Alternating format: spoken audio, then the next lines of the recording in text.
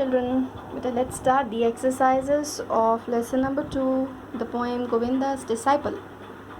So this side comprehension we are having tick the correct option. Hills dark with woods mean A part.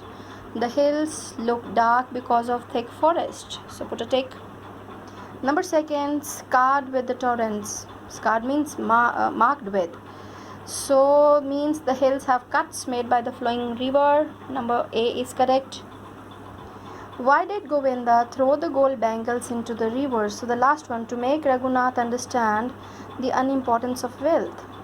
But please go through the other options, then you will find out the correct option. Okay, so answer these questions. We are having 2 questions for exercise B, so take out your notebooks. Let's start the question answers.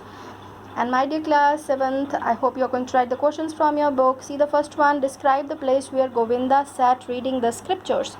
So in your notebooks, that question is, describe the place where Ganga sat reading the scriptures, the religious books or the religious writings. So on the top you write with a colorful pen, Govinda's disciple. Better write the name of the poet also. Write here the name of the poet, Rabindranath Tagore.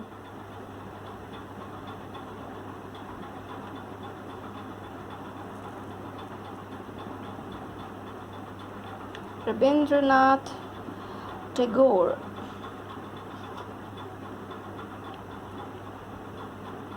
Okay, then start writing the answer. Govinda was sitting on a rock near the bank of river Ganga. Govinda was sitting on a rock near the bank of river Ganga. In front of him, river Ganga was flowing with its full might. Strength, might means strength. And behind him were the hills which appeared dark due to the thick forest. So better you pause the video and write it. I hope the things are clear, because simple English I've written. Now question number 2. What did Raghunath do when Govinda threw the bangles into the river? You remember? Immediately he jumped into the river. And then the next, what does this tells you about Raghunath? So let's start writing. Raghunath immediately, see the spelling, immediately jumped into the river when Govinda threw the bangles into the river. Immediately jumped into the river when Govinda threw the bangles into the river or into it. Then what does it tell?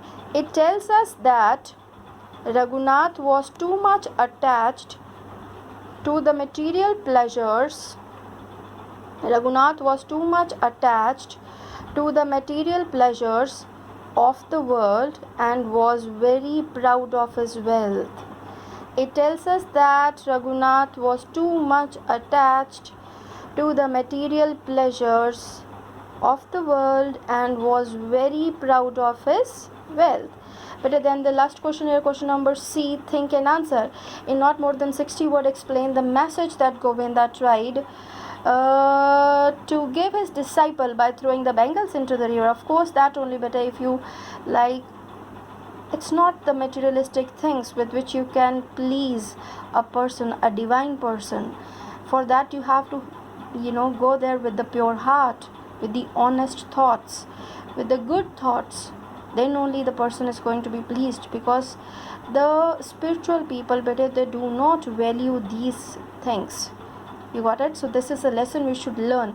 If you really want to learn something from a guru, you are supposed to be, very honest and pure at heart, not with your show off, your things and all. You can please gurus, your masters.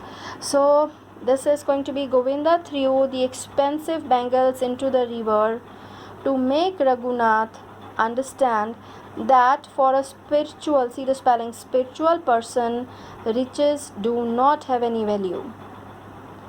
Also, a person who has come to gain something, to seek spiritual knowledge, should not be so fond of them. Instead of that, better that person should be humble.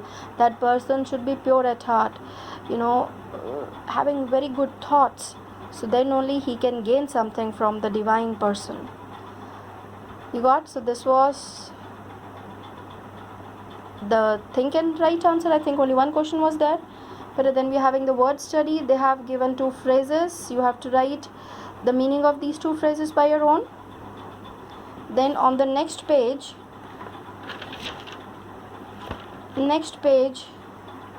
because the poem you already understood, so the meaning you can write of those two phrases. Underline the parts of these sentences that use personification. But a personification means actually they are not humans, but they are behaving as the living beings. The river stole my book. How can a river steal your book, So this is personification. They are acting as humans. So you have to underline the parts of these sentences. They have given few sentences of there. So orange line indicates the personification. So underline the river stole my book. Second sentence, the son played hide and seek. So the son played hide and seek is personification. The stars are dancing playfully in the clear sky. So the stars are dancing playfully, personification. The first rays of morning sun tiptoed. So this is the personification. The fire that was running wild, this is personification. All the orange lines, personification. The river stole my book. The sun played hide and seek. The stars are dancing playfully. The first rays of the morning sun tiptoed, and the fire that was running wild. Better than these two pictures they have given. One of Guru, the master teacher, and the other one is of Raghunath. So you are supposed to find out the words by your own and write down what you think of Guru. Great personality, spiritual, divine, knowledgeable. Raghunath, you can write the words like materialistic, fond of the wealth, proud. So all the things you can find, this you are supposed to do. I have already told you the words. And in the grammar study, better phrase we have done in detail. Noun phrase, adjective phrase, adverb phrase we have done in detail in that video in the grammar book. So I'm straight away going to start the exercises here. And in the exercise you have to tell noun, adjective or adverb. So see the first one. Their master makes them stand in a corner. So their master makes them stand where? So you're getting the answer where. This is adverb phrase. Second, crowds of flowers covered the valley. What covered the valley? You're getting the answer for what?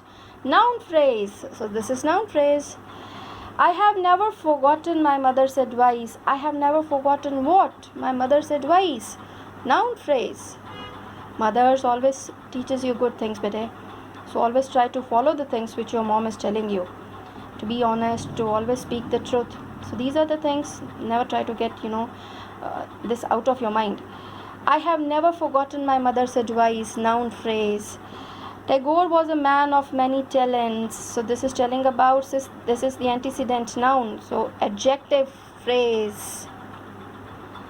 The guards are changed in quick succession. How often? In quick succession. So how often you're getting the answer? This is adverb phrase. In quick succession. They do their rehearsals with doors shut. So with the doors shut, adverb phrase. Again, better frame sentences. Try to make your own sentences. Otherwise, in the next videos, I'll try to discuss all these again. This one, exercise H and exercise D. Try to make your own sentences first, okay?